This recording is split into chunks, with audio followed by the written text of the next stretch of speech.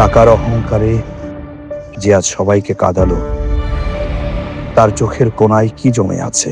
কোনো গোপন অশ্রু? ঘৃণা নয়, ভালোবাসার এক বিষাদময় বিদায়ের গল্প।